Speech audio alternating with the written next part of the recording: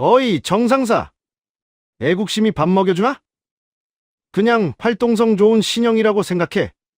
어차피 전쟁 나서 총 맞으면 죽는 건 걔네 팔자야. 알바 아니라고.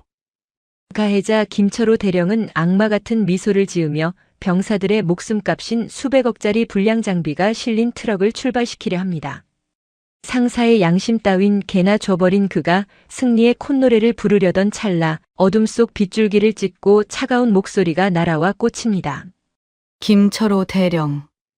자네가 말한 그 팔자. 오늘 내가 바꿔주지. 소스라치게 놀라 돌아본 김 대령의 눈앞. 우비를 벗어던진 그녀의 어깨 위에는 그가 평생을 기어도 닿지 못할 별 3개가 서슬퍼렇게 빛나고 있었습니다. 부패한 장교들을 규정집 하나로 참교육하는 전설의 행정관 박성의 중장의 이야기. 재미있으시다면 구독과 좋아요 부탁드립니다. 지금 바로 시작합니다. 계룡대 육군본부 본청 3층 군수참모부장실 앞 복도는 적막했지만 그 공기는 칼날처럼 날카로웠다. 대리석 바닥을 울리는 박성의 중장의 군화 소리는 단순한 발걸음이 아니었다. 그것은 지난 30년 군 생활 동안 비사관학교 출신 여성이라는 이중의 꼬리표를 달고도 기어이 별셋을 달아낸 자만이 낼 수 있는 묵직하고도 위협적인 파열음이었다. 박 중장은 군수참모부장실 문 앞에서 잠시 멈췄다. 문 안쪽에서 희미한 웃음소리가 새어나왔다. 실장님 곤란합니다. 부장님께서 현재 주요 방산업체 관계자와 화상으로 긴급 전력 회의 중이십니다. 최만석 소장의 전속부관인 김대위가 식은땀을 흘리며 앞을 막아섰다. 박 중장은 싸늘한 눈으로 김대위의 명찰을 훑었다. 전력회의? 김대위, 자네는 민간 골프장 예약 확인 전화가 전력회의로 들리나? 비켜. 하지만 실장님 의전 절차상. 감찰에는 성역도 의전도 없다. 비키지 않으면 자네도 감찰 방해로 징계위원회에 회부하겠네. 박 중장이 김 대위의 어깨를 밀치고 문을 벌컥 열었다. 방 안의 풍경은 가관이었다.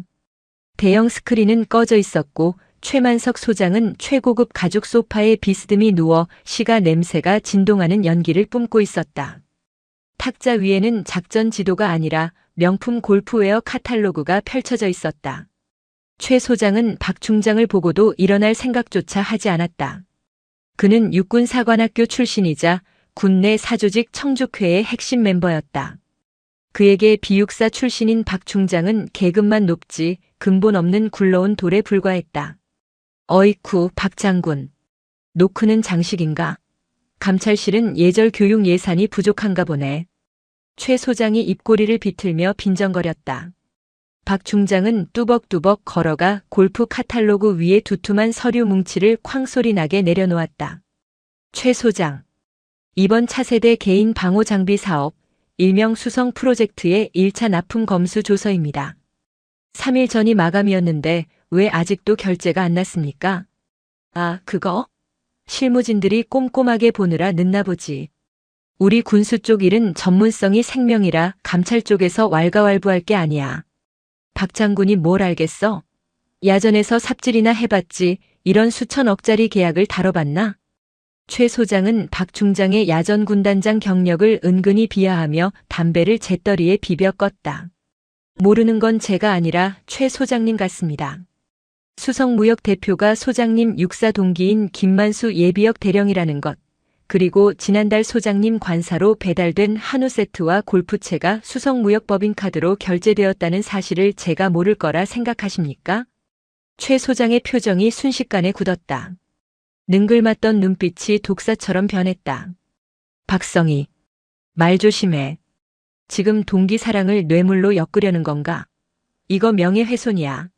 그리고 내 뒤에 누가 있는지 잊었나 본데 국회 국방위 간사님이 내 고등학교 선배야. 감찰실장 자리 보전하고 싶으면 적당히 해. 자리는 필요 없습니다. 제 관심사는 오직 병사들의 목숨값으로 장난치는 쥐새끼들을 잡는 것뿐입니다. 오늘 자정까지 소명 자료 제출하십시오. 안 그러면 내일 아침 이 서류는 육군 참모총장 책상이 아니라 군 검찰단 압수수색 영장에 첨부될 겁니다. 박 중장이 뒤도 돌아보지 않고 방을 나갔다. 문이 닫히자마자 방 안에서는 고가 도자기가 깨지는 소리가 들려왔다. 전쟁의 서막이었다. 육군본부 지하 2층 문서고 구석에 위치한 감찰실 제사분석실.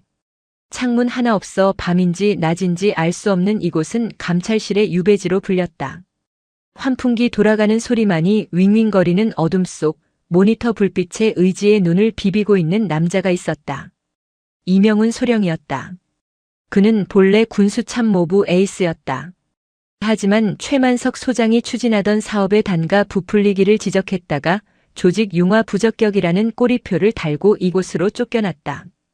그의 책상 위에는 에너지 드링크 빈캔이 산처럼 쌓여 있었다. 좀 나왔나? 낡은 슬리퍼를 끈 채 들어온 남자는 박동훈 준이었다. 30년 경력의 베테랑 수사관이자 산전수전 공중전까지 겪은 감찰의 귀신이었다. 그는 김이 모락모락 나는 믹스커피 2잔을 책상에 놓았다. 준이님, 이거 보십시오. 정말 미친놈들입니다. 이 소령의 목소리가 가늘게 떨렸다. 그가 가리킨 모니터에는 복잡한 엑셀 시트와 암호화된 자금 흐름도가 거미줄처럼 얽혀 있었다. 수성무역에서 납품한 방탄판의 원자재 코드, 시사공구로 되어 있습니다. 국방 규격상 이건 고강도 세라믹 복합 제어야 합니다. 그런데 관세청 통관 데이터를 해킹. 아니, 우회 접속해서 대조해보니 실제 들어온 물건의 코드는 피둘둘공입니다. 피둘둘공이면 공업용 플라스틱 합성 수지입니다. 중국 산둥성 지방 공장에서 만드는 저가형이요. 겉에 코팅만 그럴싸하게 해서 국산 최고급품으로 둔갑시킨 겁니다. 개당 납품 단가 차액이 45만 원입니다. 이번 1차 납품 물량이 5만 개니까 225억. 박준희가 짧게 탄식했다. 225억 원. 그 돈이면 전방 GOP 소초들의 난방 시설을 다 바꾸고도 남을 돈이었다.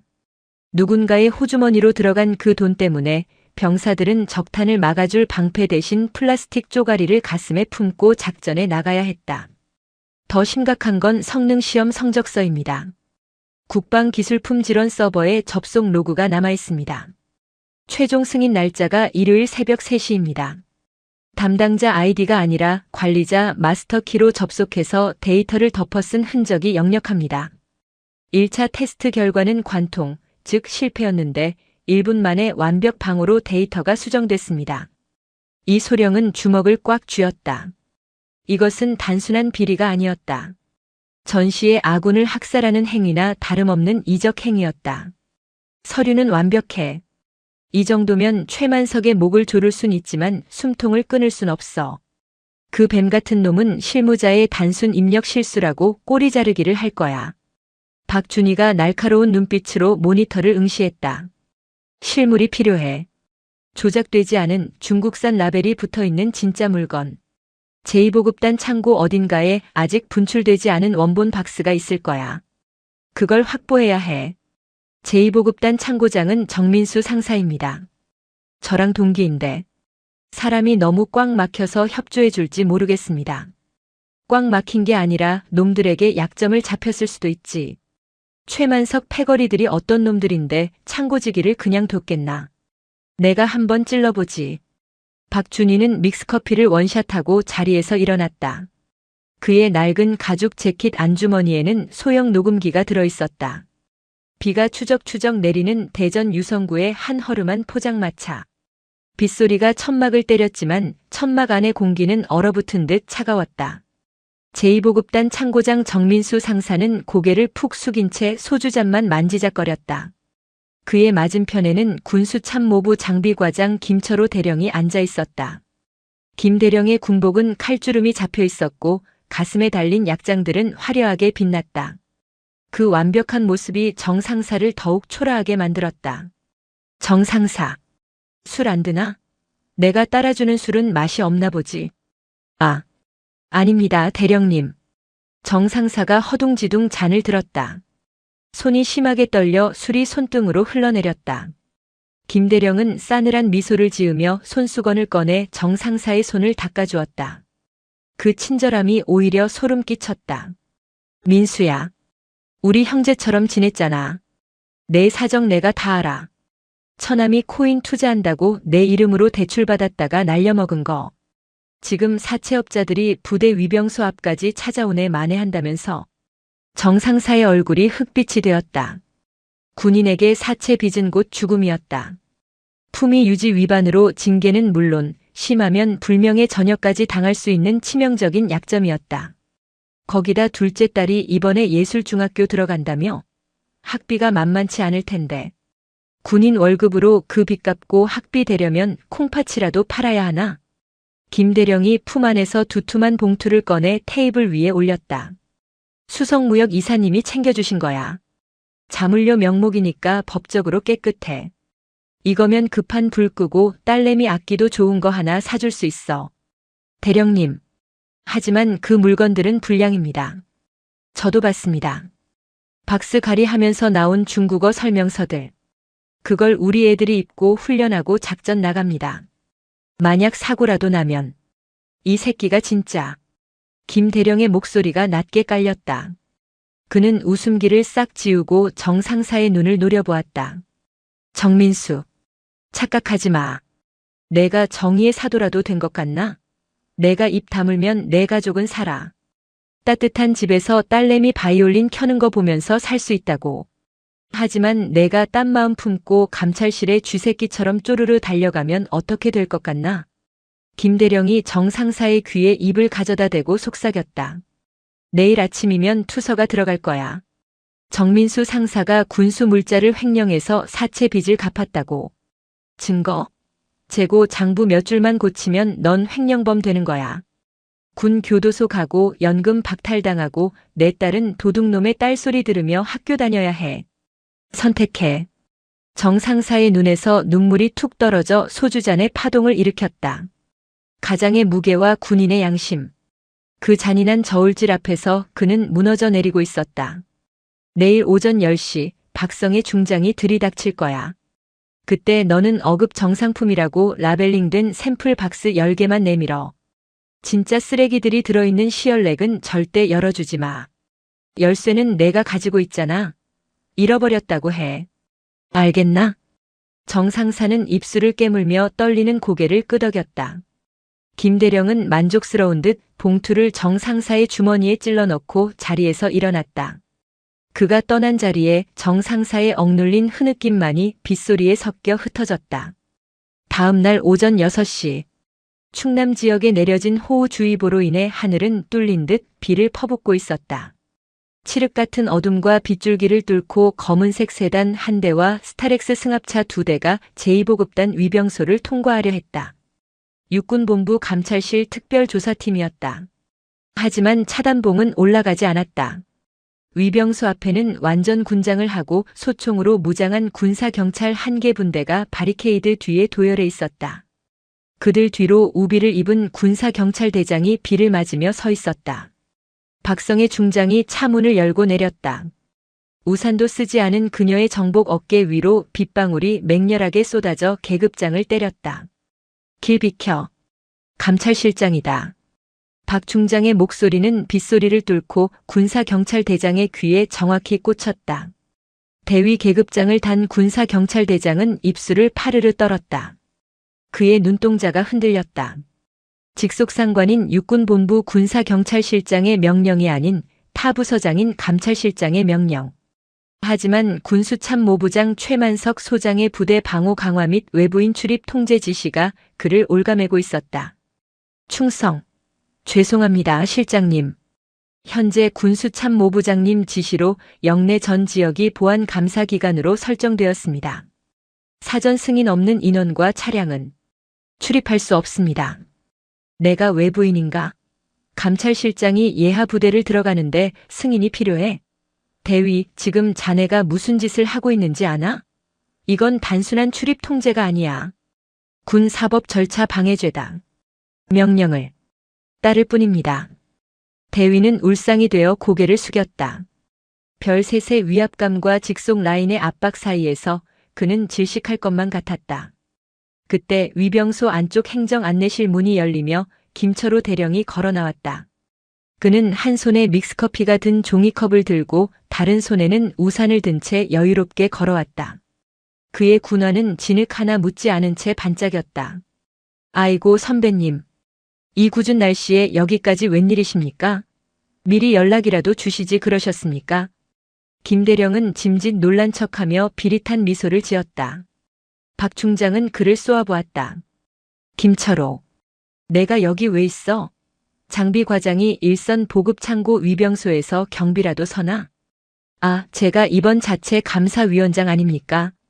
우리 군수 식구들끼리 혹시라도 실수한 게 있나 꼼꼼히 챙겨보라는 부장님 지시가 있어서요. 근데 실장님 영장은 가져오셨습니까? 감찰 규정상 불시 점검이라도 부대장 동의가 없으면 특정 구역 진입은 제한되는 거 아시지 않습니까? 김대령은 규정을 방패 삼아 박 중장을 조롱하고 있었다. 박 중장은 빗물에 젖은 장갑을 벗어주었다. 규정? 그래, 좋아. 육군 규정 12조 3항. 전시 혹은 그에 준하는 비상 상황 또는 중대한 군 기강 위반 행위가 포착되었을 시 감찰관은 지휘관의 동의 여부와 관계없이 즉각적인 현장 보존 및 조사를 실시한다. 지금 이 상황, 병사들 목숨 담보로 사기치는 너희들의 행태가 바로 중대한 기강 위반이야. 박 중장은 한 걸음 더 다가갔다. 두 사람 사이의 거리는 불과 30cm. 군사경찰대장. 지금 즉시 바리케이드 치워. 만약 1분 내로 개방하지 않으면 자네를 항명 및 직무유기로 현장에서 긴급 체포하고 계급장 떼버리겠어. 내 말이 빈말 같나? 박 중장의 호통에 군사경찰대장은 더 이상 버틸 수 없었다. 감찰실장의 현장 체포권은 실제로 존재하는 권한이었다. 대장이 떨리는 손으로 무전을 쳤다. 전 병력. 바리케이드 개방. 감찰실 차량 통과시켜. 김철호 대령의 표정이 일그러졌다. 그는 혀를 차며 종이컵을 바닥에 내동댕이 쳤다. 흙탕물이 튀었다. 차단봉이 올라가자마자 박 중장은 다시 차에 오르지 않고 뚜벅뚜벅 걸어서 영내로 진입했다. 그녀의 뒤로 이명훈 소령과 감찰관들이 따랐다. 그들의 목적지는 제3창고. 정민수 상사가 관리하는 곳이었다. 창고 앞 도크에 도착하자 정민수 상사가 창백한 얼굴로 서 있었다. 김철호 대령이 뒤따라와 정 상사의 어깨를 꽉 움켜쥐었다. 무언의 압박이었다. 정 상사 문 열어. 박 중장의 지시에 정 상사는 덜덜 떨리는 손으로 전자키를 태그했다. 육중한 철문이 굉음을 내며 열렸다. 습한 곰팡이 냄새와 기름 냄새가 확 풍겨나왔다. 내부는 광활했다. 수천 개의 박스가 사단 4개 질서 정연하게 쌓여 있었다. 이명훈 소령이 태블릿 PC를 들고 뛰어들어갔다. 시열 14번 렉. 여기입니다.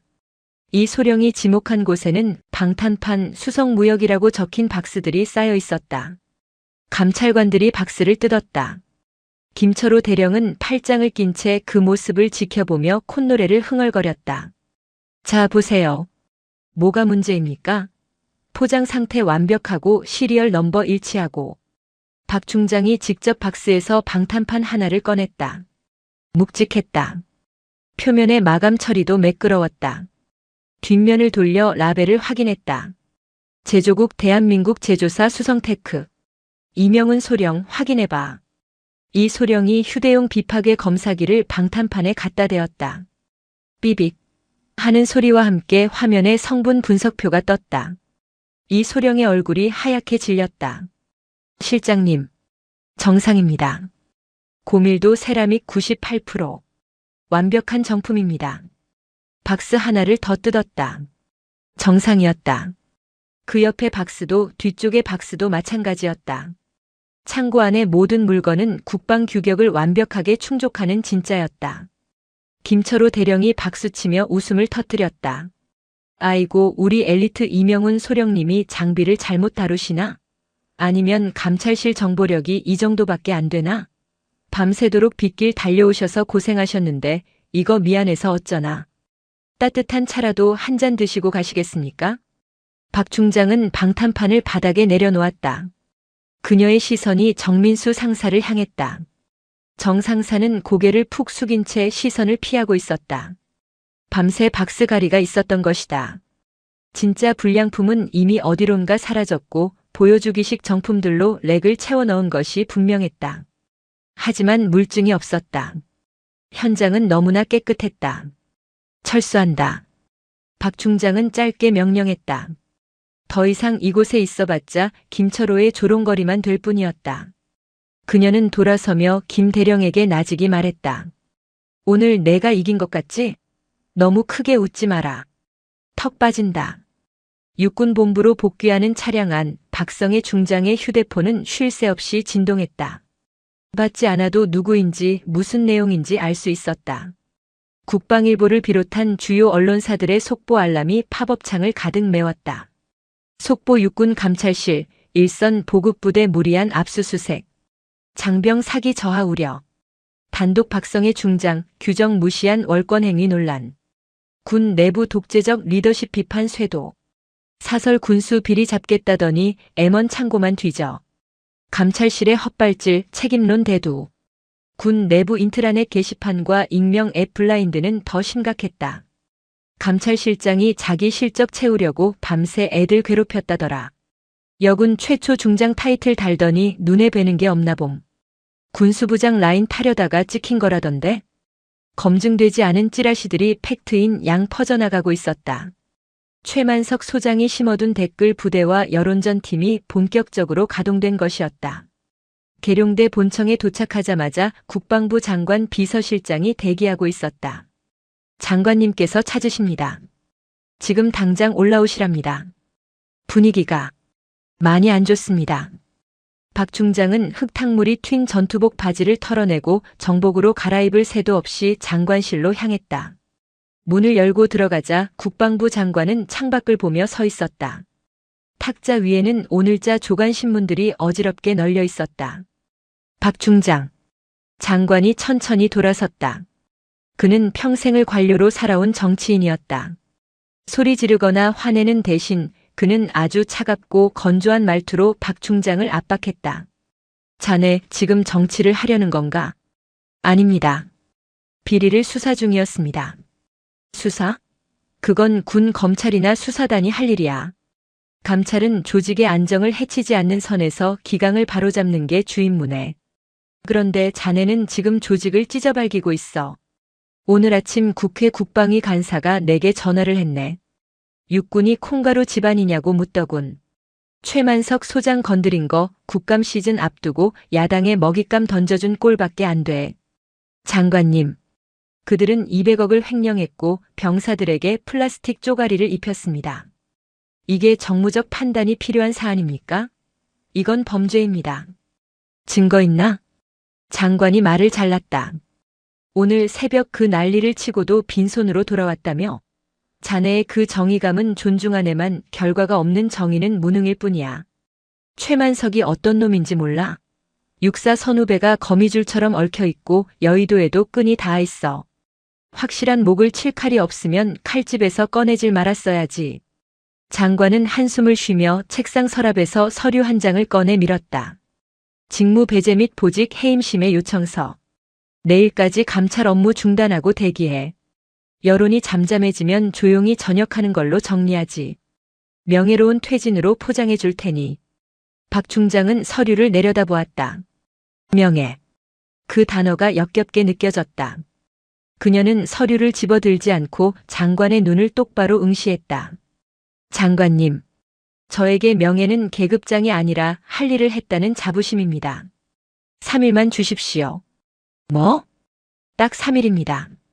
그 안에 최만석이 빠져나갈 수 없는, 누구도 부인할 수 없는 완벽한 물증을 가져오겠습니다. 만약 그때도 실패한다면 제 발로 군복 벗겠습니다. 그리고 군법회의에 회부되어 이등병으로 강등당하더라도 달게 받겠습니다. 장관은 박 중장의 눈빛에서 섬뜩함을 느꼈다. 그것은 단순히 고집이 아니었다. 벼랑 끝에 선 장수의 살기였다. 좋아. 3일. 하지만 그동안 감찰실의 모든 공식 지원은 끊길 거야. 자네 혼자 힘으로 해봐. 사무실로 돌아온 박 중장을 맞이한 것은 침통한 분위기였다. 이명훈 소령은 머리를 감싸 쥐고 있었고 감찰관들은 짐을 싸야 하나 눈치를 보고 있었다. 박 중장은 자신의 집무실 문을 걸어 잠갔다. 그리고 책상 아래 금고에서 낡은 폴더폰 하나를 꺼냈다. 도청을 피하기 위해 마련해둔 비선 라인용 전화기였다. 그녀는 박동훈 준이에게 문자를 보냈다. 사냥 시작해. 타깃은 정민수. 수단 방법 가리지 마. 박동훈 준이는 감찰실 내에서도 유령으로 통했다. 그는 공식적인 감찰 활동보다는 그림자 속에서 정보를 수집하고 필요하다면 더러운 일도 마다하지 않는 해결사였다. 박 중장의 문자를 받은 그는 입가에 쓴웃음을 지으며 담배를 비벼 껐다. 결국 칼을 뽑으셨군. 그날 밤 10시. 대전의 한 외진 상가 주차장. 정민수 상사는 대리운전을 기다리며 비틀거리고 있었다. 그는 오늘 낮 김철호 대령이 쥐어준 돈으로 빚을 일부 갚고 남은 돈으로 포금을 했다. 술에 취해도 죄책감은 사라지지 않았다. 오히려 더 선명하게 가슴을 짓눌렀다. 검은색 승합차가 정 상사 앞에 멈춰섰다. 문이 열리고 건장한 사내 2명이 정 상사를 차 안으로 밀어넣었다. 납치였다. 누구야? 살려줘. 차 안은 어두웠다. 운전석과 뒷좌석 사이에는 칸막이가 쳐져 있었다. 뒷좌석에 앉아있던 박동훈 준이가 휴대폰 플래시를 켜 정 상사의 얼굴을 비췄다. 조용히 해, 정 상사. 나 누군지 알지? 정 상사는 눈을 가늘게 떴다. 감찰실의 저승사자 박준이었다. 술이 확 깼다. 준이님. 왜 이러십니까? 저는 아무것도 모릅니다. 아무것도 몰라? 그럼 이건 뭔가? 박준이가 태블릿 PC를 정 상사의 눈앞에 들이밀었다. 화면에는 정 상사의 아내 명의 통장 내역과 그의 처남이 진 빚이 갚아진 송금 내역이 떠 있었다. 그리고 가장 치명적인 것, 김철호 대령과 정 상사가 포장마차에서 나눈 대화의 녹취록 파형이 보였다. 김철호 그놈이 널 살려줄 것 같나? 오늘 위기 넘겼으니 넌 이제 쓸모 없어진 사냥개야. 토사구팽. 김철호는 널 횡령의 주범으로 몰아서 혼자 독박 쓰게 만들 계획을 이미 세워뒀어. 군수참모부 내부 문건에 내 이름이 비리 혐의자로 올라가 있더군. 거짓말 마십시오. 대령님이 약속했습니다. 약속? 김철호가 약속 지키는 거 봤어? 그는 자기 살려고 제 부모도 팔아먹을 놈이야. 박준희는 정 상사의 멱살을 잡지 않았다. 대신 휴대폰 갤러리를 열어 사진 한 장을 보여주었다. 정 상사의 딸이 바이올린을 켜고 있는 사진이었다. 오늘 낮 교문 앞에서 찍힌 사진이었다. 내 딸 참 예쁘더군. 재능도 있고. 근데 아빠가 200억 횡령범으로 뉴스에 나오면 이 아이가 학교에서 얼굴 들고 다닐 수 있을까? 예고 입시는커녕 손가락질 받으며 전학만 다녀야 할걸. 건드리지 마. 내 딸 건드리지 마. 정 상사가 발악하며 박준희에게 달려들었지만 좁은 차 안에서 제압당하는 건 순식간이었다. 박준희는 차갑게 그를 내려다보았다. 우린 내 딸 안 건드려. 김철호가 건드리지. 내가 입 다물고 감옥 가면 김철호는 비리 군인의 가족이라며 내 딸을 보호해주는 척하면서 평생 삥 뜯을 거야. 그게 놈들의 방식이야. 정 상사는 털썩 주저앉았다. 오열이 터져나왔다. 빠져나갈 구멍이 없었다. 김철호에게 가도 죽고 감찰실에 가도 죽는다. 정 상사. 선택지는 하나야. 내부 고발자가 되어라. 그러면 박 중장님이 참작 사유 만들어서 실형은 면하게 해주실 거야. 딸 앞에서 실수한 군인은 될 수 있어도 범죄자 아빠는 되지 말아야지. 박준희의 목소리가 부드러워졌다. 그는 정 상사의 어깨에 손을 올렸다. 진짜 물건 어디 있어? 김철호가 다 태워버리라고 했을 텐데 넌 겁이 많아서 차마 다 태우진 못했을 거야. 혹시 뭐를 보험용으로 남겨뒀겠지. 안 그래? 정 상사는 붉어진 눈으로 박준희를 올려다보았다. 한참의 침묵 끝에 그가 입을 열었다. 제2보급단. 구형 탄약고 지하 벙커입니다. 1980년대 이후로 폐쇄돼서 지도에도 안 나오는 곳입니다. 김 대령이 거기로 옮기라고 지시했습니다. 태우기엔 양이 너무 많아서 일단 숨겨두고 잠잠해지면 처리한다고. 출입구는 환기구 쪽 비상통로만 열립니다. 열쇠는 제가 가지고 있습니다. 박준희는 미소를 지었다. 그는 정 상사에게 생수 한 병을 건넸다. 잘 생각했다. 이제 집에 가지 마라. 오늘부터 감찰실 안전가옥에서 지내게 될 거야. 김철호가 눈치채기 전에 움직여야 해. 박준희는 즉시 박 중장에게 문자를 보냈다. 좌표 확보. 제2보급단 지하 폐벙커. 오늘 밤 끝장을 봅니다. 시계 바늘은 자정을 향해 가고 있었다. 약속된 3일 중 하루가 지나갔다. 이제 남은 시간은 48시간. 반격의 서막이 올랐다. 충남 계룡산 자락 지도에는 503관리 구역으로 표기된 제2보급단 구형 탄약고 진입로. 억수같이 쏟아지는 빗줄기가 검은색 아스팔트를 때리고 있었다. 박성의 중장이 탑승한 감찰실 관용 차량이 위병소 차단봉 앞에 멈췄다. 하지만 이번에는 용역 깡패나 사설 경비업체가 아니었다. 완전 무장을 한 제2보급단 헌병들이 차단봉 뒤에 도열해 있었다. 그들은 작전 중을 알리는 붉은 경광봉을 들고 있었다. 박 중장은 차에서 내렸다. 우산을 쓰지 않았다. 정복 어깨의 별 3개가 가로등 불빛과 빗물에 반사되어 번들거렸다. 그녀의 뒤로 박동훈 준이가 캠코더를 들고 내렸다. 길 비켜. 육군본부 감찰실장이다. 헌병 소대장이 잔뜩 긴장한 얼굴로 경례를 붙였다. 충성. 죄송합니다, 실장님. 현재 시각부로 군수참모부장님 명에 의해 이 구역은 긴급 불용물자 처리 작전 지역으로 선포되었습니다. 인가된 차량 외에는 출입이 통제됩니다. 박 중장은 눈 하나 깜짝하지 않고 박동훈 준이에게 손짓했다. 박준희가 캠코더 녹화 버튼을 눌렀다. 붉은 불이 들어왔다. 중위. 자네 이름과 군번대. 제2보급단 헌병소대장 중위 이상진입니다. 군번 18-103XX. 지금 이 순간부터 모든 상황은 체증된다. 이상진 중위, 자네는 지금 육군 감찰 규정 제12조 감찰관의 부대 출입 권한을 군수참모부장의 구두 명령만으로 막아서고 있다. 이것이 나중에 법적 다툼으로 갔을 때 자네가 상관의 정당한 명령에 따랐음을 입증할 문서가 있나? 작전 명령서 원본 확인했나? 중위의 눈동자가 흔들렸다. 그는 전화로 지시받았을 뿐 문서를 본 적이 없었다. 군대 행정에서 근거 문서 없는 명령 수행은 독박을 쓰는 지름길이었다.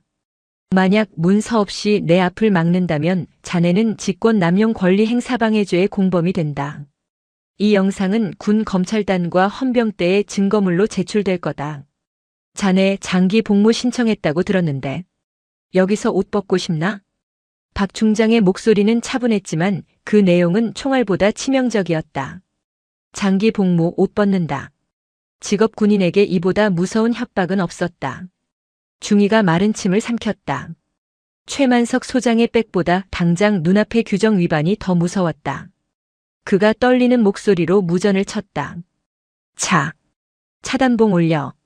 바리케이드가 열렸다. 박 중장은 다시 차에 올랐다. 총성 한 번 울리지 않았지만 그녀는 규정집 하나로 무장 병력을 뚫어냈다. 차량은 구불구불한 산길을 올라 폐벙커 앞에 도착했다. 벙커 앞 공터에는 5톤 트럭 3대가 정차해 있었고 지게차들이 바쁘게 움직이며 박스들을 실어 나르고 있었다. 김철호 대령이 우비를 입고 현장을 지휘하고 있었다. 조심해서 실어. 낙하 사고 나면 보고서 써야 하니까. 박 중장의 차가 라이트를 켜고 들어오자 김 대령은 인상을 찌푸리며 다가왔다. 그는 박 중장에게 대충 경례를 했다. 실장님 기어이 오셨군요. 보시다시피 저희는 정당한 불용품 폐기 절차를 밟고 있습니다. 내구연한 지난 장비들 소각장으로 보내는 중입니다. 공무 집행 방해하지 마시고 돌아가시죠. 김 대령은 자신만만했다. 그는 품에서 결제 서류를 꺼내 보였다. 최만석 소장의 직인이 찍힌 폐기물 처리 승인서였다. 서류상으로는 완벽했다. 이 물건들을 막아서면 오히려 박 중장이 월권 행위로 처벌받을 수 있었다. 이명훈 소령이 박 중장의 귀에 속삭였다. 실장님, 트럭이 출발하면 끝입니다. 일단 나가면 민간 소각장으로 갈 텐데 거기서 태워버리면 죄도 안 남습니다. 물리적으로 막을 수 없었다. 헌병들도 김 대령 편이었다. 박 중장은 트럭 앞을 가로막는 대신 주머니에서 붉은색 스티커 뭉치와 봉인 테이프를 꺼냈다. 김철호 대령. 서류는 완벽하군. 하지만 절차 하나가 빠졌어. 뭐가 말입니까? 폐기물 관리 규정 제4조. 화학적 오염이 의심되거나 성분이 불분명한 물자는 환경 영향 평가를 거치기 전까지 이동을 제한한다. 방금 제보가 들어왔어. 이 벙커 안에 보관된 물자들에서 유해 화학물질 냄새가 난다고. 그게 무슨 말도 안 되는 소리야. 이건 그냥 플라스틱 방탄판. 김대령이 아차하며 입을 다물었다. 박 중장이 놓치지 않고 파고들었다. 플라스틱? 자네 입으로 말했군. 서류에는 세라믹 복합재라고 되어 있는데 왜 플라스틱이지? 성분 불일치. 이건 화학적 변형이 일어났다는 증거일 수 있어. 박 중장은 박동훈 준이에게 지시했다. 지금 즉시 전 트럭에 감찰 봉인 조치한다. 환경과학원 조사팀이 올 때까지 이 트럭들은 단 1m도 움직일 수 없다. 만약 봉인을 뜯고 출발하면 군용물 무단 반출 및 환경보전법 위반으로 민간 검찰에 고발하겠다. 김대령, 군법 말고 사회법으로 한번 붙어볼까? 김대령의 얼굴이 사색이 되었다. 감찰 봉인 테이프가 붙는 순간 그 물건은 증거물이 된다. 그걸 떼어내면 현행범이 된다. 이봐, 박 중장. 이거 너무하는 거 아니야? 부장님이 알면. 부장님께 전해. 환경 문제 때문에 감찰실장이 목숨 걸고 막아서더라고. 자네가 책임질 거 아니면 가만히 있어. 박동훈 준이와 감찰관들이 트럭 적재함마다 출입 금지, 감찰 봉인이라고 적힌 붉은 테이프를 칭칭 감았다. 빗물에 젖은 테이프는 선명한 붉은색으로 트럭을 결박했다. 트럭 기사들이 시동을 껐다. 아니, 군인 양반들끼리 합의를 봐요. 우린 딱지 떼이기 싫으니까. 김대령은 씩씩거리며 최만석 소장에게 전화를 걸러 구석으로 갔다. 박 중장은 봉인된 트럭 앞에 버티고 섰다. 그녀는 알고 있었다. 오늘 밤은 꼬박 이 비를 맞으며 트럭을 지켜야 한다는 것을. 다음 날 오전 10시. 계룡대 대강당. 전군 주요 지휘관 회의가 열렸다. 육군 참모총장 주재 하에 전방 군단장부터 후방 사령관까지 100여 명의 별들이 모였다. 최만석 소장은 눈이 퀭한 채 자리에 앉아 있었다. 어젯밤 트럭이 묶였다는 보고를 받았지만 박성의 중장 역시 직권남용으로 감찰 조사를 받게 될 거라 믿었다. 회의를 시작한다. 먼저 군수참모부 동계 피복 보급 계획 보고해. 참모총장의 말에 최 소장이 마이크를 잡으려던 순간이었다. 회의장 문이 열리고 정복 차림의 박성의 중장이 걸어 들어왔다. 그녀의 옷은 깔끔하게 다려져 있었지만 눈빛은 밤샘으로 인해 붉게 충혈되어 있었다. 총장님, 긴급 의제 상정을 요청합니다. 웅성거림이 퍼졌다. 총장이 미간을 찌푸렸다. 박 실장, 자네 지금 감찰 조사 대상 아닌가? 자중하고 대기하라고 했을 텐데. 조사받겠습니다. 하지만 그 전에 우리 장병 5만 명의 생명이 걸린 문제를 먼저 보고드려야겠습니다. 딱 5분만 주십시오. 이 보고가 거짓이라면 저는 이 자리에서 계급장을 반납하고 전역하겠습니다. 총장은 박 중장의 결기 어린 눈빛을 보았다. 잠시 침묵하던 총장이 고개를 끄덕였다. 5분이다. 해봐. 박 중장은 단상에 올랐다. 총을 꺼내지도 소리를 지르지도 않았다. 그녀는 침착하게 USB를 꽂고 프레젠테이션을 시작했다. 첫 번째 슬라이드. 방탄판 성분 분석 결과표. 왼쪽에는 국방규격서상 기준치, 오른쪽에는 어젯밤 트럭에서 샘플링한 물건의 분석치가 떴다. 세라믹 함유량 98% 대 5%. 방호 가능 탄종 5.56mm 소총탄 대 권총탄 관통. 장내가 술렁였다. 5%? 저게 방탄복이야? 두 번째 슬라이드. 자금 흐름도. 복잡한 그래프였지만 결론은 명확했다. 수성무역에서 나온 자금이 페이퍼 컴퍼니 3곳을 거쳐 최만석 소장의 1,000명의 계좌로 들어간 내역. 그리고 그 돈의 일부가 김철호 대령의 유흥비로 쓰인 내역. 최만석 소장이 벌떡 일어났다. 이거 조작입니다. 감찰실장이 불법 사찰로 얻은 자료를 짜깁기한 겁니다. 명예훼손입니다. 박 중장은 대답 대신 오디오 파일을 재생했다. 정민수 상사와 김철호 대령의 대화 녹취였다. 정 상사, 내가 입 다물면 내 딸은 살아. 연금도 지켜주고. 근데 불면 너는 횡령범 되는 거야. 알지? 적나라한 협박. 군인의 명예를 담보로 한 가장 저열한 거래. 회의장에 모인 장군들의 표정이 차갑게 식었다. 그들은 군인이었다. 부패할 수도 정치적일 수도 있지만 적어도 부하의 가족을 건드리는 건 군대라는 조직에서 용납받지 못할 선을 넘은 것이었다. 박 중장이 마이크를 잡았다. 최만석 소장님. 소장님께서는 이 불량 방탄판을 전략적 원가 절감이라고 보고서에 쓰셨더군요. 묻겠습니다. 전시에 적탄이 날아올 때 우리 병사들에게 이건 원가 절감된 방탄복이니 살살 맞아라라고 명령하실 겁니까? 최 소장은 입을 벙긋거렸지만 아무 말도 나오지 않았다. 모든 시선이 그를 향해 경멸을 쏟아내고 있었다. 참모 총장이 마이크를 껐다 켰다. 툭툭. 그 소리가 사형 선고처럼 들렸다. 헌병감. 예, 총장님. 최만석 소장과 김철호 대령, 지금 당장 회의장에서 내보내. 직무 정지시키고 조사실로 인계해. 내 눈앞에서 치워. 헌병들이 최 소장의 양팔을 잡았다. 그는 끌려나가면서도 비명을 지르지 못했다. 너무나 명백한 팩트 앞에서 그의 권력은 모래성처럼 무너져 내렸다. 한 달 후, 육군본부 감찰실. 창밖에는 낙엽이 지고 있었다. 박성의 중장은 텅 빈 책상을 손으로 쓸어보았다. 사건은 일파만파였다. 최만석 소장과 김철호 대령은 군 검찰에서 수사를 받다가 뇌물 액수가 너무 크고 민간 업체와 결탁한 혐의가 짙어 서울중앙지검 방산비리 수사부로 이첩되었다. 이제 그들은 군법이 아닌 더 가혹한 사회법의 심판을 받게 될 것이다. 정민수 상사는 정상 참작되어 기소유예 처분을 받았다. 군복은 벗어야 했지만 연금은 지켜냈다. 그는 고향으로 내려가 작은 철물점을 열 준비를 하고 있다는 편지를 보내왔다. 그리고 박성의 중장. 그녀는 영웅이 되었지만 동시에 책임을 져야 했다. 국방부 장관은 그녀를 불렀다. 박 중장. 자네 공은 인정해. 하지만 과정이 너무 거칠었어. 야밤에 부대를 봉쇄하고 내부 비리를 외부에 유출할 위험을 초래했네. 군의 지휘 체계를 흔든 책임.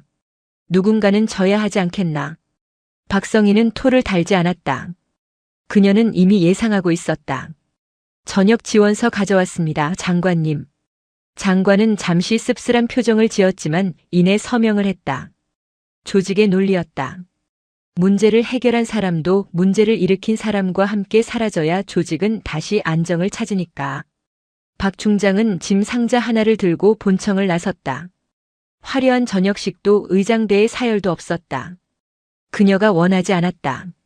주차장으로 가는 길 이명훈 소령과 박동훈 준이가 기다리고 있었다. 실장님. 아니 장군님. 정말 이렇게 가시는 겁니까? 이 소령의 눈시울이 붉어졌다. 박 중장은 피식 웃으며 그의 어깨를 쳤다. 이 소령. 군인은 말이야 싸워서 이기면 그만인 거야. 전리품 챙기려고 들면 그때부터 추해져. 나는 이겼고 놈들은 졌어. 그거면 충분해. 그녀는 박동훈 준이에게 악수를 청했다. 박준이.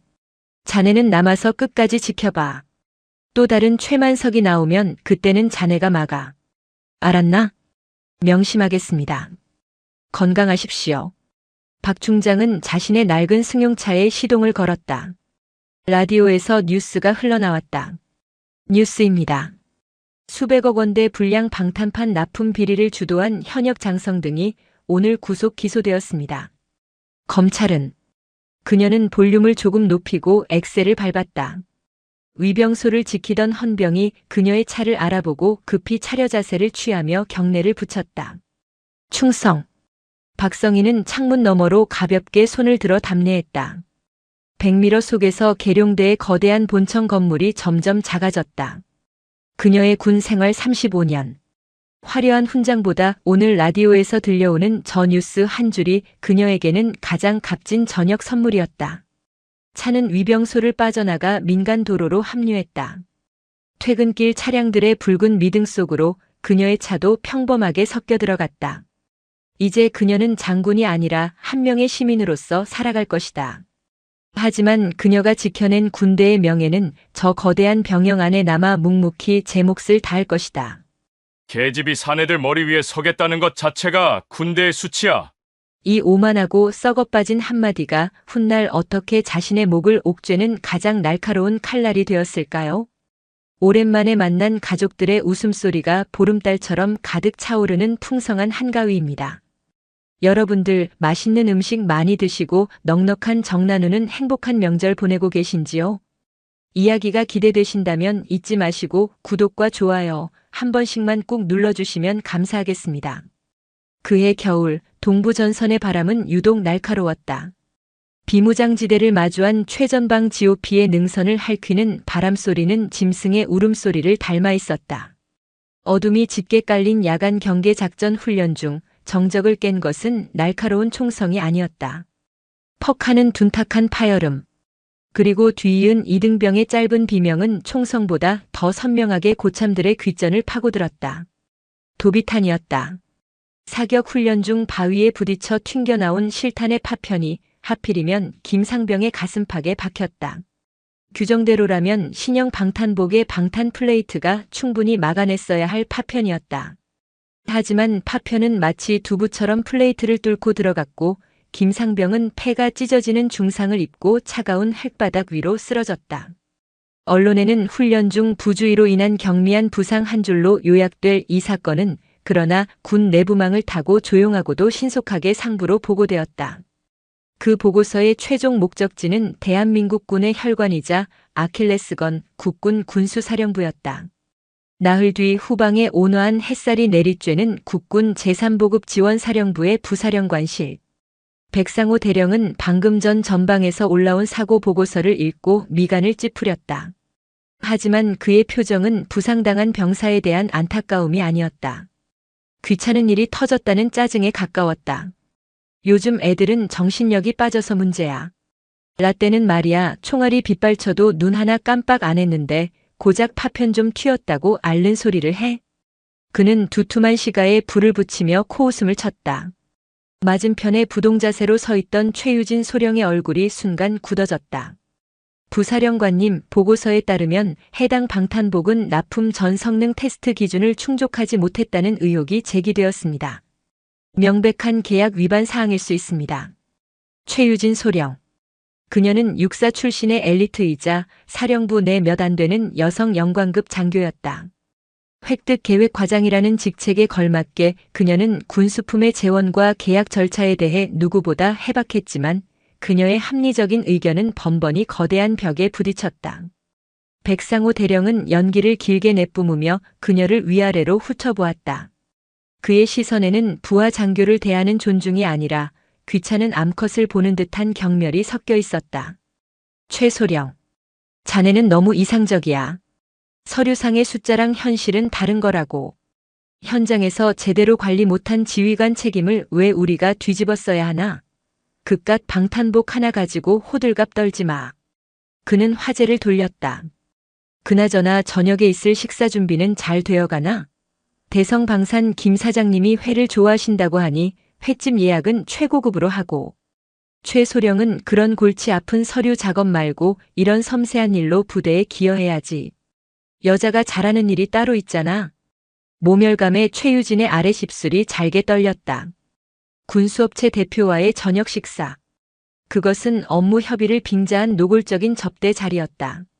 자신의 역할은 그 자리에서 고급 식당의 메뉴판을 설명하고 분위기에 맞춰 술을 따르는 꽃이 되는 것임을 그녀는 잘 알고 있었다. 그녀는 끓어오르는 분노를 억누르며 경례했다. 알겠습니다. 그 한마디를 내뱉는 것이 마치 모래를 씹는 것처럼 껄끄러웠다. 자신의 사무실로 돌아온 최유진은 문을 잠그고 서류 캐비닛 가장 깊숙한 곳에서 낡은 서류철 하나를 꺼냈다. 신형 방탄복 성능평가 최종 보고서. 2년 전 바로 그녀가 실무자로서 작성했던 보고서였다. 당시 그녀의 팀이 내린 결론은 명확했다. 방호 능력 미달, 핵심 소재 결함 의심, 계약 부적합. 하지만 그 보고서는 백상호 대령의 책상 위에서 단 하룻밤 만에 방호 능력 우수, 일부 경미한 결함은 개선 가능, 계약 적합으로 둔갑했다. 그녀는 당시 상관이었던 백상호에게 필사적으로 항의했다. 대령님, 이건 안 됩니다. 이건 우리 장병들의 목숨이 달린 문제입니다. 백상호는 그런 그녀를 비웃었다. 최소령, 자네 아직도 군대가 학교인 줄 아나? 애국심만으로 군대가 돌아가는 게 아니야. 대성방산 뒤에 누가 있는지 몰라. 괜히 긁어부스럼 만들지 마. 조용히 시키는 일이나 해. 자네 여자 몸으로 이 자리까지 올라온 거 누가 밀어줘서 된 것 같아? 줄 잘 서야지, 줄 잘. 그날의 기억이 어제 일처럼 생생하게 떠올랐다. 결국 보고서는 조작되었고 수백억 원 규모의 계약은 강행되었다. 그리고 2년이 지난 오늘 서류 속의 결함은 최전방 병사의 찢어진 폐부라는 끔찍한 현실이 되어 돌아왔다. 최유진은 깊은 무력감에 휩싸였다. 이 거대한 부패의 사슬 안에서 자신은 그저 무력한 셔츠의 단추 하나에 불과했다. 그녀는 보고서를 다시 서류철에 넣고 캐비닛 가장 깊은 곳으로 밀어넣었다. 진실은 그렇게 또다시 어둠 속으로 묻히는 듯 했다. 한 달 뒤 부대의 파문이 일었다. 공석이던 제3보급 지원사령부의 신임 사령관이 임명된다는 소식이 전해진 것이다. 백상호 대령은 자신의 집무실에서 측근들을 모아놓고 자신만만하게 떠들었다. 걱정들 마라. 이번에 오시는 분, 내가 육본에 있을 때 모셨던 분이야. 나랑은 막역한 사이지. 사실상 내가 이 부대의 진짜 주인이라는 건 변함없다는 소리야. 하하. 그는 이미 차기 사령관 자리가 자신의 것이라고 굳게 믿고 있었다. 하지만 국방부 인트라넷을 통해 공식적으로 하달된 임명 공고문은 그의 얼굴을 그리고 부대 전체를 경악으로 물들였다. 임 제3보급 지원사령부 사령관, 육군 준장이, 현. 그 이름 아래에는 낯선 이력이 따라붙었다. 육사가 아닌 학사장교 출신, 전투병과가 아닌 군수병과, 야전 경험 전무. 이력서의 대부분은 미국 대학에서의 군수학 석박사 학위와 국방부 감사관실에서의 근무 경력으로 채워져 있었다. 사진 속의 그녀는 화장기 없는 얼굴에 안경을 쓴 마르고 차가운 인상의 중년 여성이었다. 백상호의 집무실은 찬물을 끼얹은 듯 조용해졌다. 뭐야 이거. 계집이잖아. 한 참모가 믿을 수 없다는 듯 중얼거렸다. 백상호는 구겨진 공고문을 책상 위에 내던졌다. 그의 얼굴은 분노로 시뻘게 달아올라 있었다. 감사관실 출신이라고. 냄새나 맡고 다니는 똥파리를 사령관으로 보낸다고. 이건 명백히 나를 겨냥한 물먹이기야. 그는 이내 비열한 미소를 지었다. 하지만 상관없지. 전투도 모르는 비주류가 어디까지 할 수 있겠냐고. 좋아, 아주 좋은 기회야. 초반에 기선을 확실하게 제압해서 내 허락 없이는 서류 한 장 결제 못하는 허수아비로 만들어주지. 그는 신임 사령관의 권위를 초장부터 박살내어 자신의 통제하에 둘 음험한 계획을 세우기 시작했다. 며칠 뒤 이지연 준장이 부대에 부임했다. 그녀의 부임식은 그녀의 성격만큼이나 건조하고 간결했다. 그녀는 화려한 의장대 사열이나 불필요한 환영 행사를 모두 거부했다. 수십 명의 장교들이 도열한 강당에서 그녀는 단상에 올라 단 3마디의 말만 남기고 내려왔다. 규정을 지킨다. 원칙대로 한다. 이상. 그녀의 목소리에는 감정의 높낮이가 전혀 없었다. 그녀는 취임식이 끝나자마자 불필요한 보고와 의전을 모두 생략한 채 곧바로 사령부의 핵심 부서들을 돌며 업무 파악에 들어갔다. 그녀의 손에는 작은 수첩과 펜 하나만 들려 있었다. 그녀는 말을 아꼈지만 그녀가 던지는 질문은 칼날처럼 날카롭고 정확했다. 이 계약의 법적 근거는 무엇인가? 이 예산이 작년 대비 30% 증액된 합리적인 이유는? 이 보고서의 데이터 출처와 원본 자료를 지금 바로 가져오도록. 그녀의 질문 앞에 두루뭉술한 답변으로 상황을 넘기려던 과장들의 이마에서는 식은땀이 흘러내렸다. 부대 전체에 면도날이라는 그녀의 별명이 왜 붙었는지를 모두가 피부로 느끼고 있었다. 백상호는 그런 그녀의 모습을 지켜보며 속으로 코웃음을 쳤다. 그래, 똑똑한 척은. 하지만 진짜 권력이 서류 쪼가리가 아니라 사람 관계에서 나온다는 걸 곧 깨닫게 해주지. 그는 계획대로 움직였다. 신임 사령관에 대한 환영과 존경을 표한다는 명목으로 사령부 근처의 최고급 한정식집에서 대규모 환영 만찬을 개최했다. 그 자리에는 사령부의 주요 간부들은 물론 대성방산을 비롯한 수십 개의 주요 군수업체 대표들이 총출동했다. 그것은 환영의 자리가 아니었다. 신임 사령관에게 이 구역의 지배자가 누구인지를 보여주고 그 거대한 부패의 카르텔에 은밀하게 초대하는 함정이었다. 그는 만찬을 앞두고 최유진 소령을 자신의 사무실로 불렀다. 최 소령, 오늘 저녁 만찬 준비는 완벽하게 해야 해. 특히 사령관님 의전은 자네가 직접 챙기도록. 여자 사령관이니 같은 여자인 자네가 챙기는 게 모양새도 좋겠지. 그리고 오늘 분위기 잘 봐서 사령관님께 술도 좀 권하고. 그의 말은 명령이었지만 그 안에는 너도 이제 우리와 한 배를 탔다는 것을 증명해 보여라는 압박이 담겨 있었다. 최유진은 선택의 기로에 섰다. 이대로 부패한 현실에 순응할 것인가 아니면 모든 것을 걸고 면도날처럼 날카로운 새로운 지휘관의 칼끝에 자신의 운명을 맡겨볼 것인가. 그날 저녁 화려한 샹들리에가 불을 밝힌 한정식집의 거대한 연회장. 백상호는 마치 이곳의 주인인 양입구에 서서 속속 도착하는 군수업체 대표들과 악수를 나누며 호탕하게 웃고 있었다. 연회장은 곧 대한민국 군수 산업을 움직이는 권력자들의 은밀한 사교장으로 변해갔다.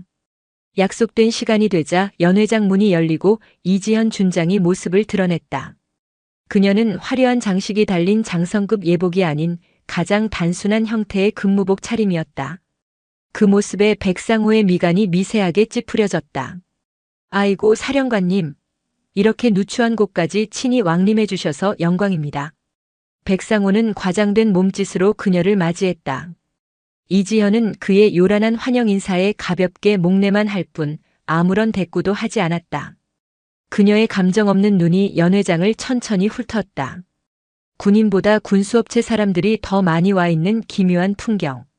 그리고 그들 사이에 오가는 노골적인 아첨과 은밀한 눈빛들. 그녀는 모든 것을 자신의 눈에 담고 있었다. 백상호는 그녀를 가장 상석으로 안내했다. 그녀의 양옆에는 대성방산의 김 사장과 다른 주요 업체 대표들이 자리 잡았다. 곧이어 사내 진미가 끝도 없이 차려져 나왔고 값비싼 양주가 잔을 채웠다. 사령관님의 영전을 진심으로 축하드립니다. 우리 제3보급 지원사령부의 무궁한 발전을 위하여. 백상호가 잔을 높이 들며 건배를 제의했다. 모두가 일어서서 잔을 부딪혔다. 하지만 이지연은 잔을 들지 않았다. 그녀는 자신의 앞에 놓인 깨끗한 물잔만 조용히 바라볼 뿐이었다. 연회장의 분위기가 순간 싸늘하게 식었다. 백상호의 얼굴이 당혹감으로 굳어졌다. 모든 것이 계획된 시나리오였다. 이제 이 자리에서 부패한 왕국의 왕과 감찰의 칼날을 든 새로운 지배자의 첫 번째 전투가 시작되려 하고 있었다. 연회장의 공기는 값비싼 음식과 술이 뿜어내는 열기와는 정반대로 북극의 빙하처럼 차갑게 얼어붙고 있었다. 백상호 대령이 높이 쳐들었던 술잔이 허공에서 민망하게 떨렸다. 수십 명의 시선이 이지현 준장의 앞에 놓인 깨끗한 물잔과 감정의 동요 하나 없는 그녀의 얼굴에 번갈아 꽂혔다. 그것은 단순한 거절이 아니었다. 이 자리를 주최한 백상호의 권위, 그리고 이 자리에 모인 군수업체 대표들과의 유착관계 자체를 부정하는 명백한 선전포고였다. 가장 먼저 정신을 차린 것은 노회한 대성방산의 김 사장이었다. 그는 하하하고 과장된 웃음을 터뜨리며 어색한 분위기를 수습하려 했다. 역시 사령관님은 소문대로 강직하십니다. 군인의 본분을 잊지 않으시는 모습 정말 존경스럽습니다.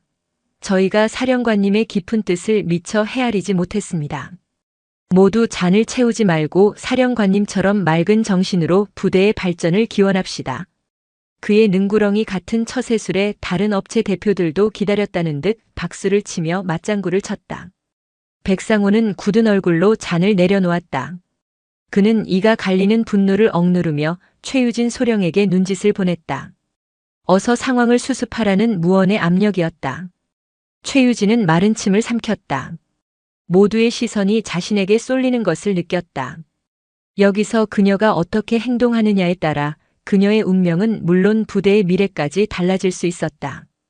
그녀는 잠시 망설였다. 하지만 이지연 준장의 흔들림 없는 눈빛과 마주치는 순간 그녀는 결심했다.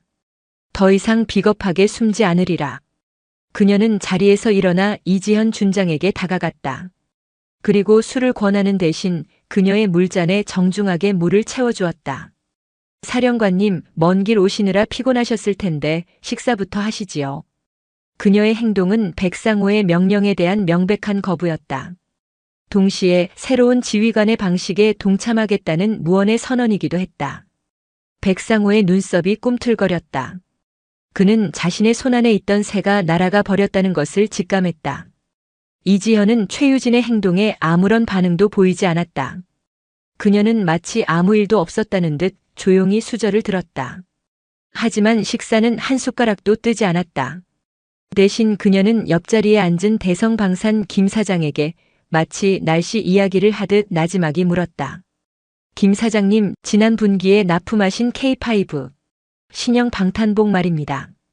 그녀의 입에서 방탄복이라는 단어가 나오는 순간 김 사장의 얼굴에 스쳤던 여유로운 미소가 희미하게 굳어졌다. 아, 네, 사령관님. 저희 대성방산이 심혈을 기울여 개발한 최첨단 제품입니다. 장병들의 생명을 지키는데. 그래요? 이지현은 그의 말을 잘랐다. 그런데 얼마 전 동부전선에서 그 최첨단 제품이 도비탄 파편 하나를 막아내지 못해서 병사 한 명이 폐를 다쳤다는 보고를 받았습니다. 혹시 듣고 오셨습니까?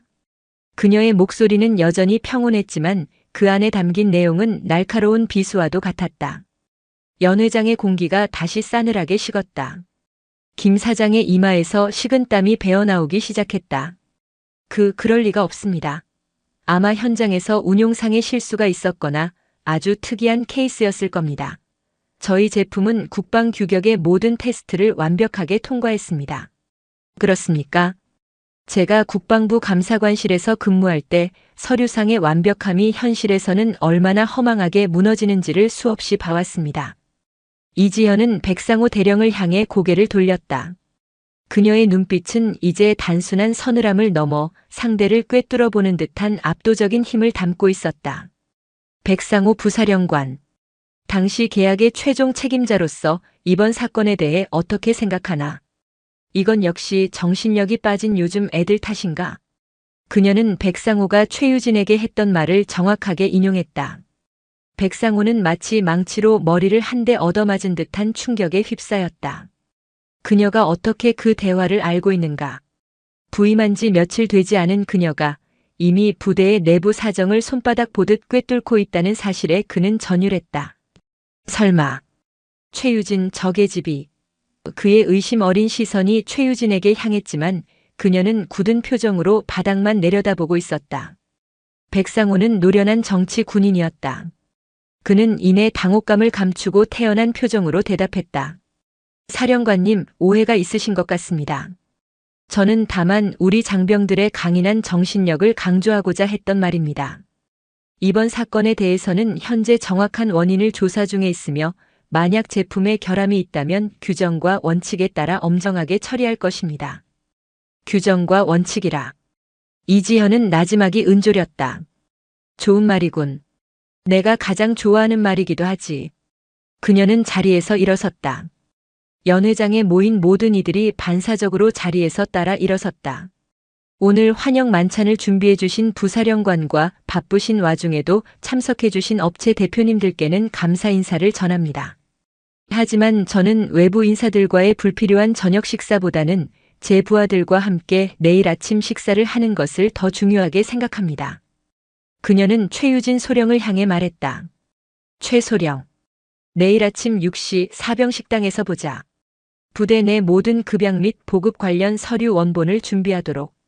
그녀는 그 말만 남기고 더 이상 뒤도 돌아보지 않은 채 연회장을 빠져나갔다. 그녀가 떠난 자리에는 엄청난 폭풍이 휩쓸고 지나간 듯한 정적만이 감돌았다.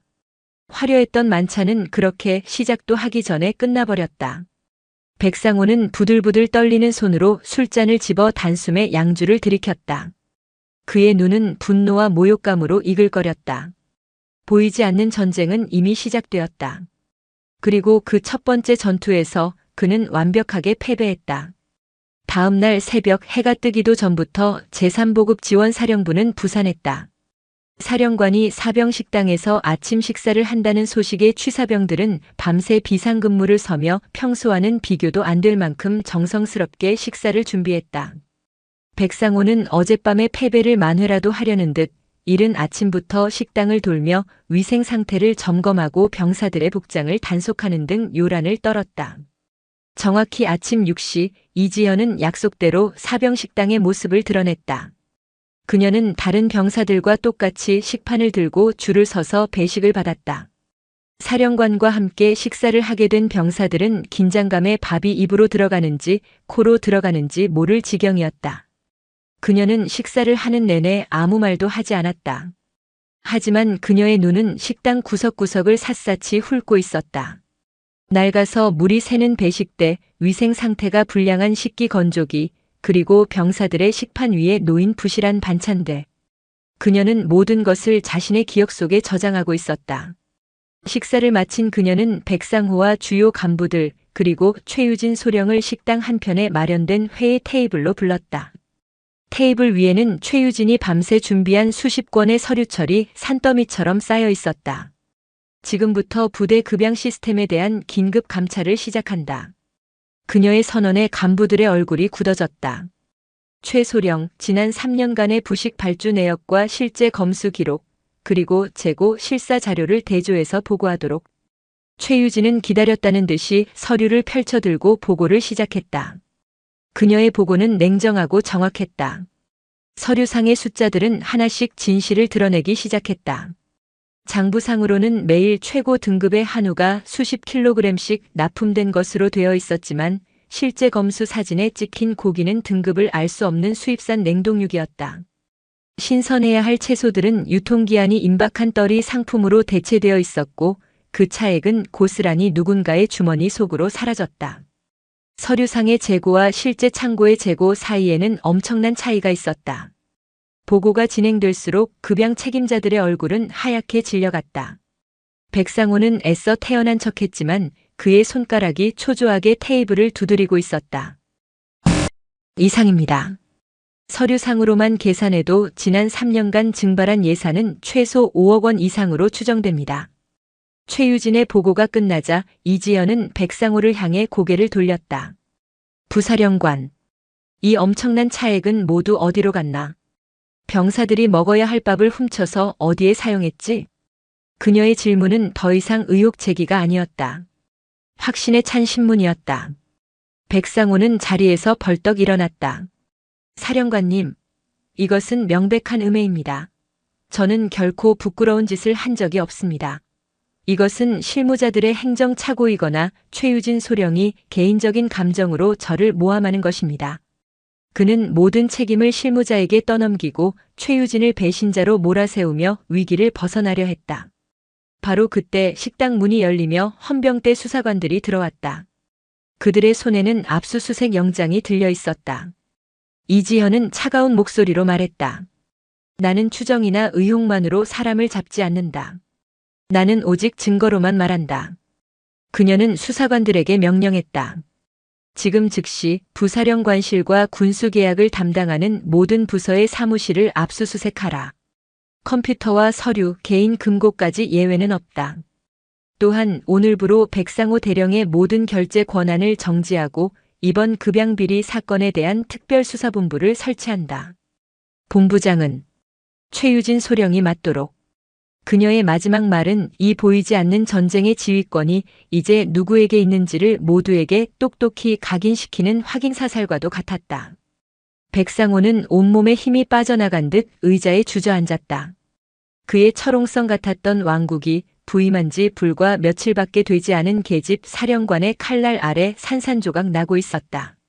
사병식당에서 시작된 피해 숙청은 이제 막 그 서막을 올렸을 뿐이었다. 이지현의 칼날이 백상호의 심장을 겨눈 그 순간부터 제3보급 지원사령부는 고요한 내전 상태에 돌입했다. 그녀가 일으킨 피해 숙청은 단순한 비리 척결이 아니었다. 그것은 수십 년간 이어져 온 부패한 카르텔의 뿌리를 뽑아내고 그들만의 리그를 지탱해 온 낡은 질서를 파괴하는 혁명이었다. 혁명에는 언제나 거센 반동이 따르는 법이다.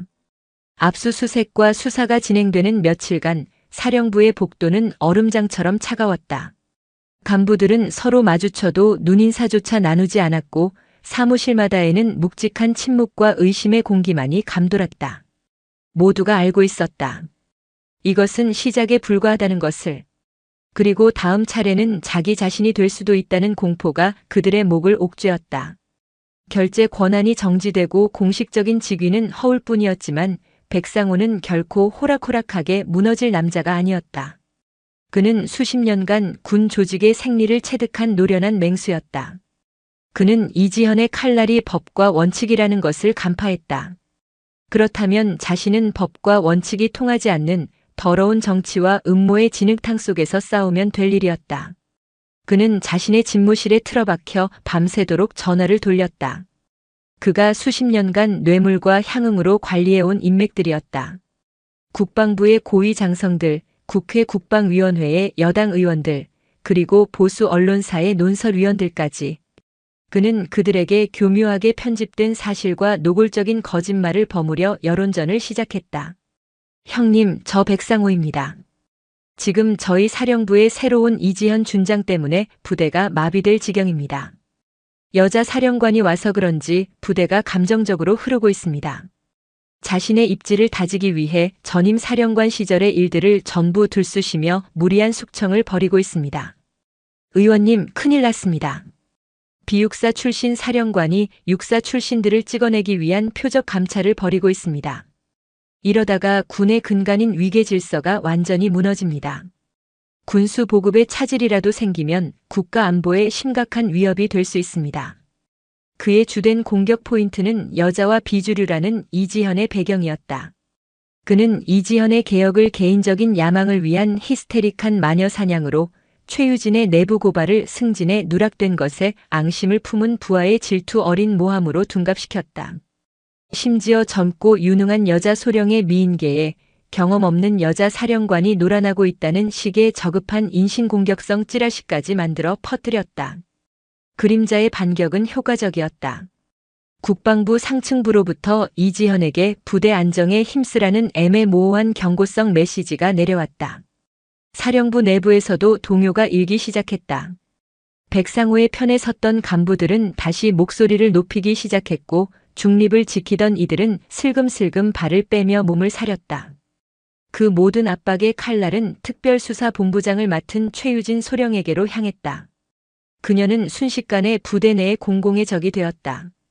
복도를 지날 때마다 사람들은 그녀를 피하거나 노골적으로 경멸의 시선을 보냈다. 동기들은 그녀의 전화를 받지 않았고 식당에서는 아무도 그녀의 테이블에 앉으려 하지 않았다. 그녀는 완벽하게 고립되었다. 압박은 단순한 따돌림에서 그치지 않았다. 그녀가 요청한 핵심 증거 서류들은 분실되었다거나 전산 오류로 삭제되었다는 황당한 이유로 사라지기 일쑤였다. 어렵게 확보한 증인들은 갑자기 진술을 번복하거나 기억상실을 호소하며 입을 닫아버렸다. 백상호의 보이지 않는 손이 수사 과정 곳곳에서 교묘하게 발목을 잡고 있었다. 어느 날 밤 혼자 남아 야근을 하던 최유진의 사무실 전화벨이 울렸다. 발신자 표시 제안이었다. 그녀가 무심코 수화기를 들자 그 너머에서 기계로 변조된 듯한 기분 나쁜 목소리가 흘러나왔다. 최소령, 내 남편 출근길 조심하라고 전해줘. 어린 딸내미는 유치원 잘 다니고 있나? 쿵. 심장이 바닥으로 떨어지는 소리가 들렸다. 그것은 단순한 협박이 아니었다. 자신의 모든 것을 지켜보고 있다는 섬뜩한 경고였다. 그녀는 떨리는 손으로 수화기를 내려놓았다. 온몸의 피가 차갑게 식는 것 같았다. 거대한 조직의 어둠이 그녀의 숨통을 조여오고 있었다. 다음 날 아침 최유진은 헬쑥한 얼굴로 이지현의 집무실을 찾았다. 그녀는 밤새 한숨도 자지 못했다. 그녀는 이지현에게 그동안 겪었던 외압과 협박에 대해 보고하며 처음으로 나약한 모습을 보였다. 사령관님, 죄송합니다. 제가 너무 안일하게 생각했던 것 같습니다. 이 싸움 저희가 이길 수 있는 걸까요? 이지현은 말없이 일어나 창밖을 내다보았다. 그녀의 얼굴에는 여전히 감정의 변화가 없었다. 한참의 침묵 끝에 그녀가 입을 열었다. 최소령. 뱀을 잡을 때는 대가리를 가장 먼저 쳐야 하는 법이다. 그녀는 최유진을 돌아보았다.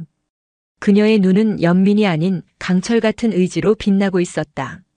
급양 비리는 놈의 꼬리에 불과해. 저들의 진짜 심장은 군수품 계약 비리, 그 중에서도 가장 큰 건인 방탄복 계약에 있다. 저들이 꼬리 자르기를 시도하며 시간을 버는 동안 우리는 조용히 놈의 심장에 칼을 꽂을 것이다. 이지현은 이미 모든 것을 꿰뚫어 보고 있었다. 백상호가 정치적인 여론전으로 시간을 끄는 동안 핵심 증거들을 모두 인멸하고 책임을 실무자에게 떠넘길 것이라는 사실을. 그리고 그 모든 혼란의 정점에서 자신에게 조직 안정을 명분으로 타협안을 제시하리라는 것까지. 지금 즉시 군수품 획득 절차 검토위원회를 소집한다. 그녀의 목소리에는 한치의 망설임도 없었다.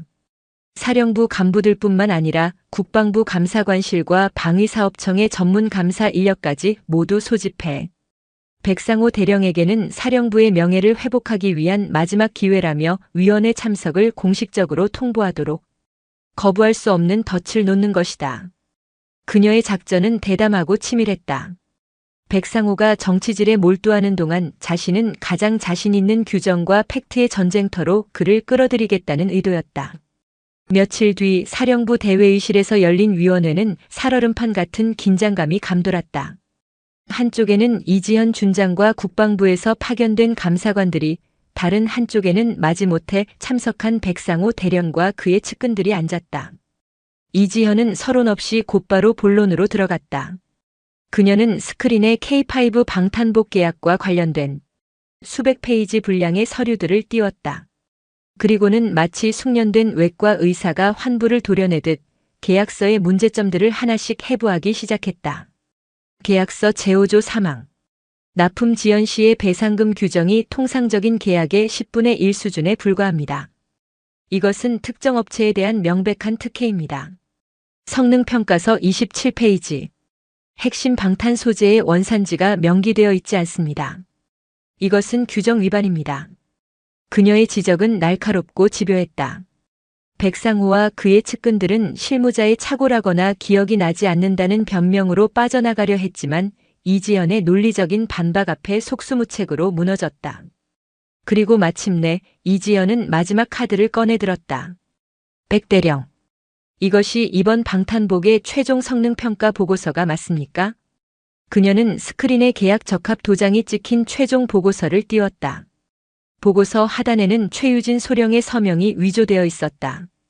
백상호는 기다렸다는 듯이 대답했다. 물론입니다. 실무 책임자였던 최유진 소령이 직접 서명한 공식 문서입니다. 저는 이 보고서를 신뢰하고 결제했을 뿐입니다. 그는 모든 책임을 최유진에게 떠넘길 완벽한 명분을 확보했다고 생각했다. 바로 그 순간 이지현의 입가에 처음으로 희미한 미소가 떠올랐다. 그것은 사냥감의 숨통을 끊기 직전에 포식자가 짓는 서늘하고도 잔인한 미소였다. 그렇습니까? 하지만 그 보고서는 가짜입니다. 그녀는 자신의 노트북을 스크린에 연결했다. 화면에는 새로운 파일 하나가 나타났다. 저는 사령관으로 부임하기 전 국방부 사이버 사령부에 의뢰하여 지난 5년간 이 부대의 모든 서버에 대한 디지털 포렌식 분석을 완료했습니다. 삭제된 파일, 수정된 기록까지 전부. 이것이 바로 백 대령의 지시로 서버에서 삭제되었던 진짜 최종 보고서 원본입니다. 스크린에는 성능 미달, 계약 부적합이라는 붉은색 글씨가 선명하게 찍힌 최유진 소령의 친필 서명이 담긴 진짜 보고서가 나타났다. 그리고 그 옆에는 백상호가 특정 업체와 계약을 강행하라고 지시한 내용이 담긴 이메일 원문까지 함께 떠 있었다. 빼도 박도 못할 완벽한 증거였다. 회의실 안은 숨소리조차 들리지 않는 정적에 휩싸였다. 백상호의 얼굴에서 핏기가 사라지고 그의 오만했던 표정이 공포로 일그러지는 데는 그리 오랜 시간이 걸리지 않았다. 이지현은 자리에서 일어나 스크린 속 2개의 보고서를 번갈아 가리키며 마지막 질문을 던졌다. 그녀의 목소리는 이제 면도날이 아니라 죄인의 목을 치는 망나니의 칼처럼 무겁고 서늘하게 울려 퍼졌다. 백상호 대령. 위조된 서명은 누구의 작품입니까? 그리고 이 2 보고서 사이에서 사라져버린 진실은 전방에서 당신의 부하가 흘린 피의 대가입니까? 정적. 시간이 멈춘 듯한 회의실 안에는 오직 스크린 속 2개의 보고서만이 선명하게 빛나고 있었다. 하나는 거짓된 완벽함을, 다른 하나는 묵살된 진실을. 그 극명한 대비는 백상호 대령이 수십 년간 쌓아올린 위선과 부패의 성벽을 한순간에 무너뜨리는 거대한 공성추와도 같았다. 백상호의 입술이 경련을 일으키듯 파르르 떨렸다. 그의 뇌는 필사적으로 현실을 부정하려 애썼다. 삭제된 파일, 디지털 포렌식. 그에게는 생소하기만 한 단어들이 비수가 되어 심장을 꿰뚫었다. 그는 자신이 그토록 얕보았던 책상 물림 학자 출신 계집이 자신이 이해하지도 못하는 최첨단의 무기를 들고 자신의 목을 겨누고 있었다는 사실을 그제야 깨달았다. 그는 자신이 놓은 덫에 자신이 걸려든 꼴이었다. 그것은 조작된 것입니다. 저 여자가 최유진 저 계집이 처음부터 나를 함정에 빠뜨리기 위해 모든 것을 조작한 겁니다. 그의 목소리는 절규에 가까웠다. 그는 최후의 발악으로 최유진에게 모든 죄를 뒤집어 씌우려 했다. 하지만 그의 발악은 더 이상 회의실 안에 누구에게도 통하지 않았다. 함께 참석했던 국방부 감사관들의 눈빛은 이미 싸늘하게 식어 있었고 그를 따르던 측근들조차 고개를 숙인 채 시선을 피하고 있었다. 침몰하는 배에서 가장 먼저 탈출하는 것은 쥐새끼들이기 마련이다. 이지연은 그의 발악에 어떠한 감정의 동요도 보이지 않았다. 그녀는 마치 체스판에 마지막 수를 두는 체스 마스터처럼 차분하고 냉정하게 말했다. 조작 여부는 곧 밝혀지겠지. 국방부 사이버 사령부의 포렌식 팀이 지금 이 순간에도 당신의 사무실 컴퓨터와 개인 스마트폰 그리고 당신과 연결된 모든 서버를 분석하고 있으니 그녀의 말은 백상호에게 내려진 사형 선고나 다름없었다. 더 이상 빠져나갈 구멍은 없었다. 그의 왕국은 완전히 무너져 내렸다. 백상호는 의미를 알 수 없는 신음을 내뱉으며 의자에 주저앉았다.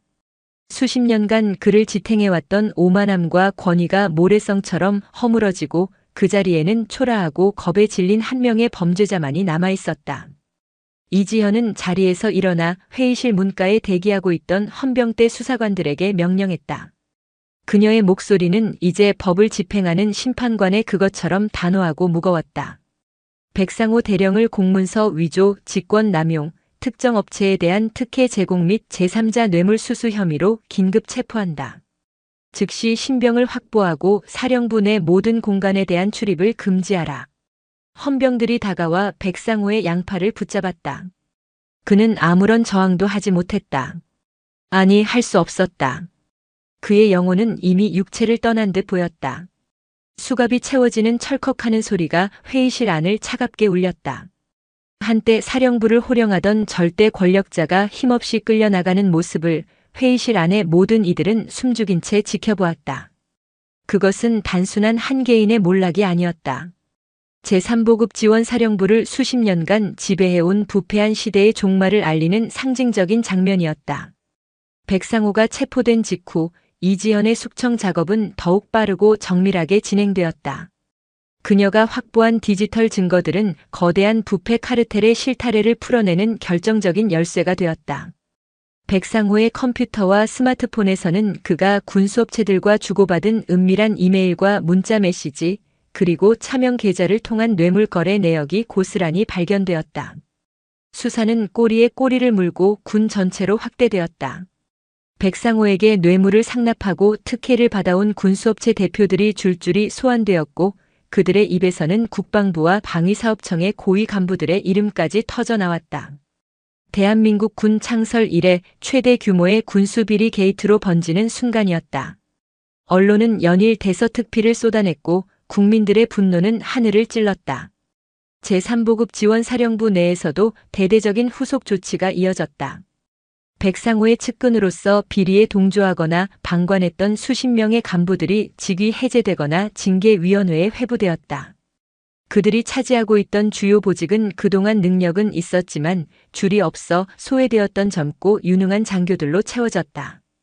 특히 최유진 소령은 이번 사건을 해결한 핵심 공로를 인정받아 모두의 예상보다 한 발 앞서 대령으로 특별 진급함과 동시에 부사령관 직무대리라는 중책을 맡게 되었다. 부대는 그야말로 상전벽해 수준의 변화를 겪었다. 불필요한 의전과 보고는 사라지고 모든 업무는 투명한 절차와 규정에 따라 이루어졌다. 학연, 지연, 혈연이 아닌 오직 능력만이 유일한 평가 기준이 되었다. 처음에는 어색해하고 불안해하던 직원들도 점차 합리적이고 공정한 시스템 속에서 안정감을 되찾고 자부심을 느끼기 시작했다. 한 달 뒤 이지연 준장은 자신의 집무실에서 창밖을 내다보고 있었다. 가을 햇살 아래 연병장에서는 새로운 보급 장비에 대한 성능 평가가 한창이었다. 과거처럼 밀실에서 결정되는 것이 아니라 실무자들이 직접 장비를 운용해보고 그 결과를 투명하게 공개하여 최종 납품 업체를 선정하는 방식이었다. 그 중심에는 이제 막 대령 계급장을 단 최유진이 있었다. 그녀는 더 이상 누군가의 눈치를 보는 나약한 장교가 아니었다. 그녀는 자신의 전문성과 소신을 바탕으로 당당하게 현장을 지휘하는 유능한 지휘관으로 성장해 있었다. 이지현의 입가에 아주 희미한 그러나 분명한 미소가 떠올랐다. 그녀는 자신의 임무가 거의 끝나가고 있음을 직감했다.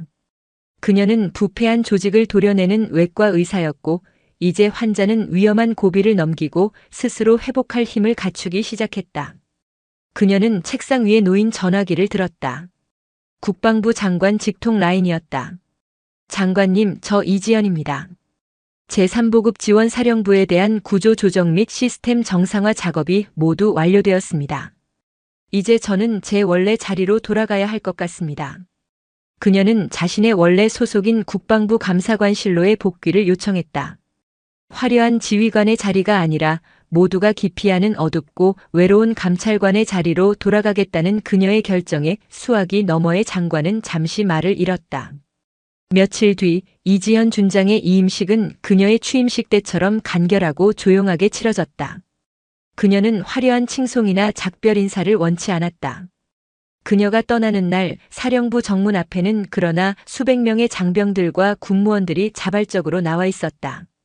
그들은 거수 경례나 박수 대신 존경과 감사가 담긴 깊은 침묵으로 그녀를 배웅했다. 그녀가 차에 오르기 직전 최유진 대령이 그녀에게 다가왔다. 최유진의 눈에는 뜨거운 눈물이 고여 있었다. 사령관님, 아니 준장님, 베풀어 주신 은혜 평생 잊지 않겠습니다. 이지현은 처음으로 최유진을 향해 손을 내밀어 그녀의 손을 따뜻하게 잡아주었다. 그녀의 목소리에는 그 어떤 때보다도 깊은 신뢰가 담겨 있었다. 최 대령, 이 부대를 부탁한다. 나는 잠시 떠나는 것뿐 언제나 당신 뒤에서 이 군을 지켜보고 있을 테니. 그 말을 남기고 이지연 준장은 미련 없이 차에 올랐다. 그녀를 태운 검은색 승용차는 가을 햇살 속으로 조용히 사라졌다. 그녀는 폭풍처럼 나타나 썩어빠진 모든 것을 뒤엎고 또다시 바람처럼 사라졌다. 하지만 그녀가 남긴 변화의 씨앗은 제3보급 지원사령부의 땅에 깊이 뿌리내렸다. 그녀가 세운 규정과 원칙이라는 단단한 기둥 위에 최유진이라는 새로운 희망이 굳건히 서 있었다. 이지현의 칼날은 보이지 않는 곳에서 대한민국 군 전체를 향하고 있었다. 그녀의 전쟁은 아직 끝나지 않았다. 부패가 존재하는 한 그녀의 감찰은 영원히 계속될 것이었다. 그것이 그녀가 군복을 입는 유일한 이유이자 그녀의 존재 가치였기 때문이다.